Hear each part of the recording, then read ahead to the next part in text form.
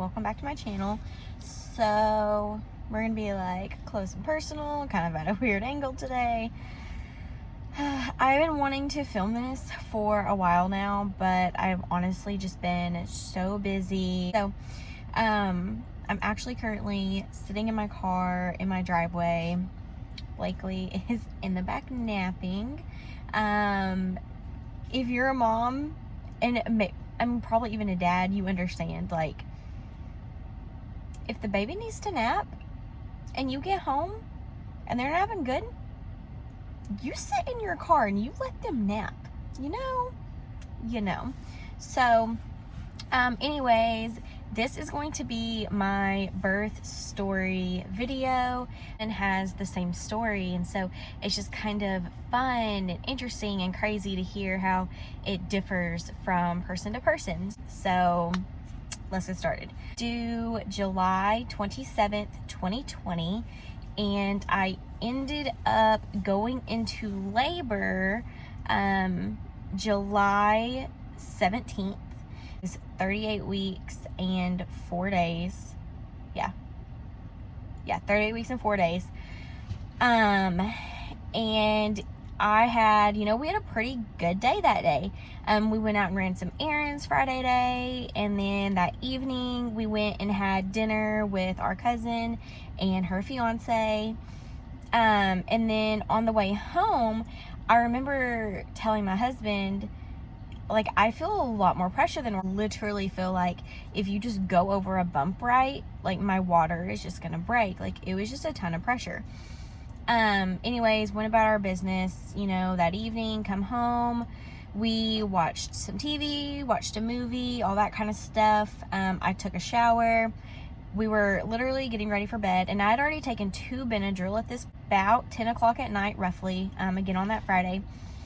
Went to the bathroom to go pee. And I'm sitting there, and my OB had told me, just because I was peeing so often, to like rock back and forth, side to side, like do a little spin around with your hips, like to make sure it's all worked out of your bladder. And I'm doing that, and it's just not stopping. And I'm like, this isn't right. And like I would sit away and like it would stop. I would move and it would just like keep coming. And I'm like, there's no way I'm still peeing. Like there's no way that's what this is. I just had a massive gush. Or I guess it wasn't massive, but I definitely had a gush. And I'm like, yeah, my water broke. Most definitely my water broke. So 2 Benadryl later at 10 p.m., I'm going pee and my water broke while I was peeing.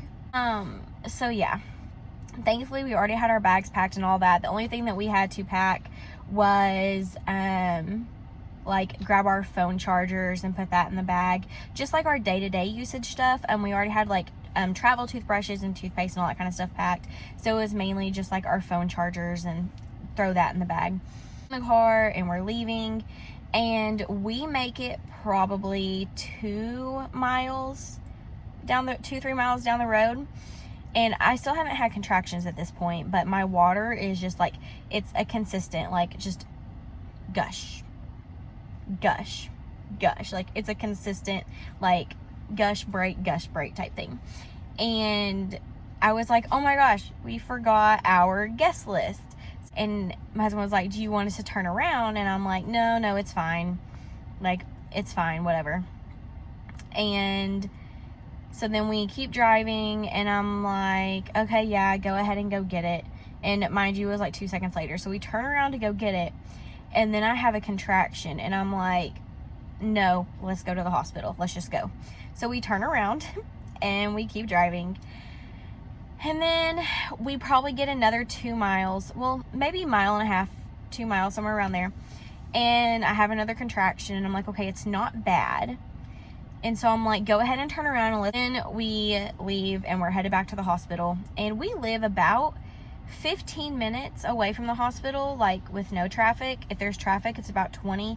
So 10 p.m. on a Friday, there's going to be some traffic, but not a ton, because we are in the middle of COVID. We get about 8-10 minutes from the house, and I'm having contractions more consistently. They're about 5 minutes apart, roughly, and they're lasting for about 30 to 45 seconds. And we're driving, and I'm just like, oh my gosh, you're gonna have to stop at McDonald's because I have to eat before we get to the hospital. Because if you don't know, once you get admitted, you can't eat anything. And my contractions are getting closer together.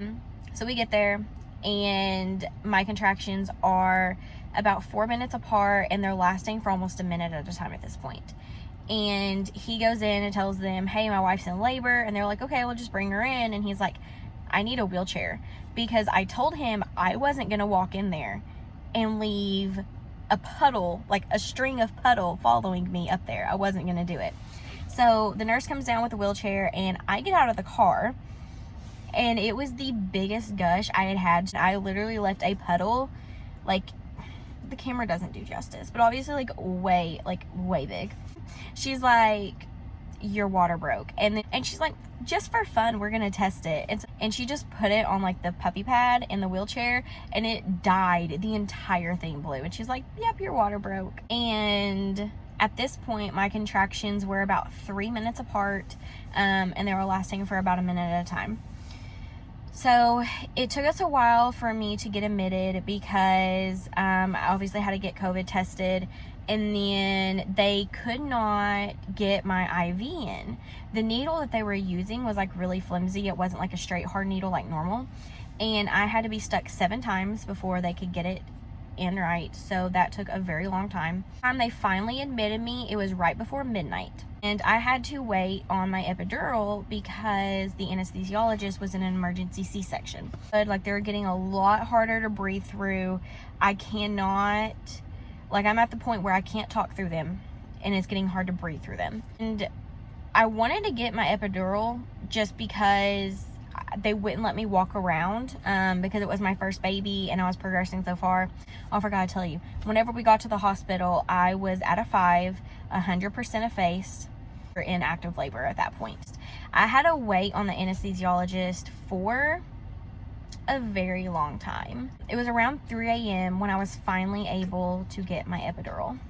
By the time the epidural came, it was pretty intense. The contractions were pretty intense. Checked me afterwards, and I was dilated to a 7. The doctor was not on call that night, and it's obviously a weekend, so she's off and she's not on call. So there was one doctor there, and then the way that my hospital OB works is everyone has like a partner, and so if you're not on call, your partner is on call. Or if you're off that day, your partner is working that day, because they take like rotations on weekends of who works the weekends. And my doctor's partner was coming in at 7 a.m. So like, we're just going to wait till 7 a.m. And throughout the night, I'm like, it tickles down there. Like, I feel a tickle feeling. And they're like, yeah, it's probably just her hair from her like twisting and all this. And I'm like, okay. So 7 a.m. rolls around, and the doctor comes in, talks to me, and she checks me, and like, I felt like crap. Like, I just felt sick. I just felt like I had a cold. Like, I just felt sick. And she was like, I bet you're ready. So she checks me, and she's like, oh yeah, you're at a 10. She's like, and I'm like, well, I've been feeling tickling for a while. And she was like, I have a feeling you've probably been ready for a while. Probably close to 8. They wanted me to go through a full bag of IV fluid before we started pushing, because I wasn't feeling so good. We were doing pretty good, but I was having some issues, so they brought in another nurse, and we played tug of war with a sheet. I pushed for 40 something or 50 something minutes, so it was less than an hour, and the last 3 pushes were the most brutal thing I have ever felt. I'm not really sure what was worse, the last 3 pushes or the contractions. So I was obviously numb, but the last 3 pushes, I felt every single thing. Anyways, she was born, she was good. I was in labor for 9 hours. I pushed for less than an hour. So I had a really, really good delivery for it being my first kid, because if you know, that's usually not how your first kid comes out. Really good, but yeah, it was just kind of interesting because why am I still peeing? Oh no, my water broke while I'm peeing on the toilet. And then we leave and I'm like, oh no, let's turn around and go home. And then it's like, oh no, turn around and go home. And stop and let's get food. And it was just crazy. It was not bad at all. It went by super quick. It was good. It was easy. And yeah, so that's my birth story. I wanted to tell y'all, put that out there. Again, just leave me a comment down below if you have any questions or comments. And that's all for this vlog. Bye, guys.